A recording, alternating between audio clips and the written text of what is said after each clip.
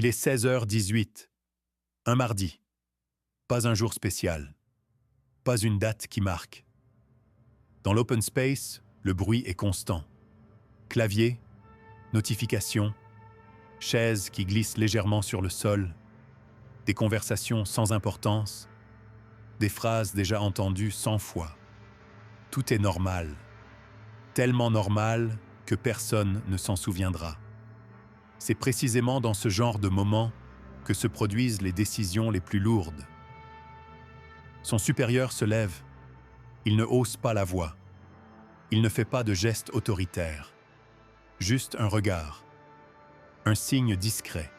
« Tu as 2 minutes ?» Pas une convocation. Pas un rendez-vous.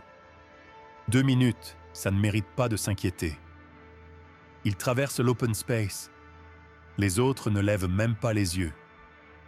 La porte du bureau se referme doucement. La discussion est courte. Pas de tension apparente. On parle d'objectifs, de délais, de pression, des phrases générales. Toujours les mêmes. Il faut que ça avance. On est attendu au tournant. Fais au mieux. Aucune instruction claire. Aucune interdiction non plus. C'est là que le piège se referme, silencieusement. Quand il ressort, rien n'a changé. Personne ne l'attend. Personne ne lui pose de questions.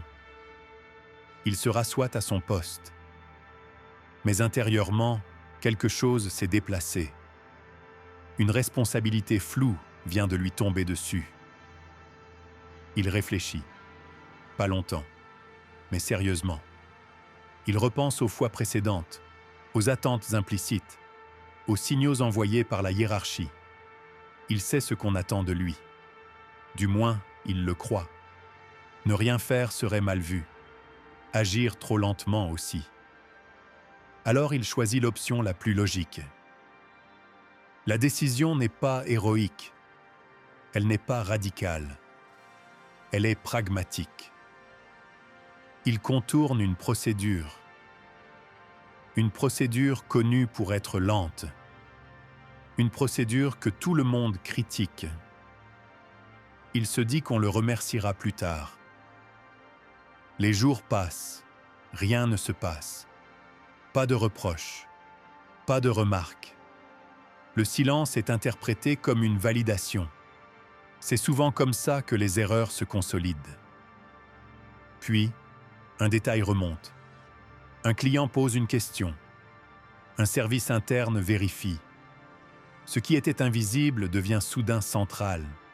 La procédure ignorée refait surface.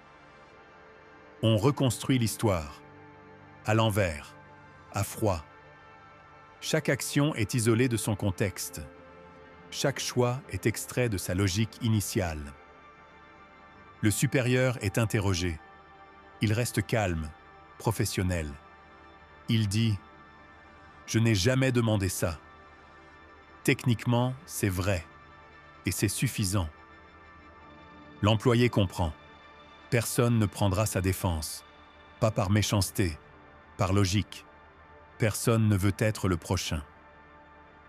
La sanction tombe, formelle, propre, indiscutable. Il n'y a pas de scandale. Juste une sortie. Il n'a pas désobéi. Il n'a pas saboté. Il a comblé un vide. Et le système l'a laissé seul avec ce vide. Alors la vraie question n'est pas « aurait-il dû faire autrement ?» mais « que vaut une loyauté quand elle n'est jamais écrite ?»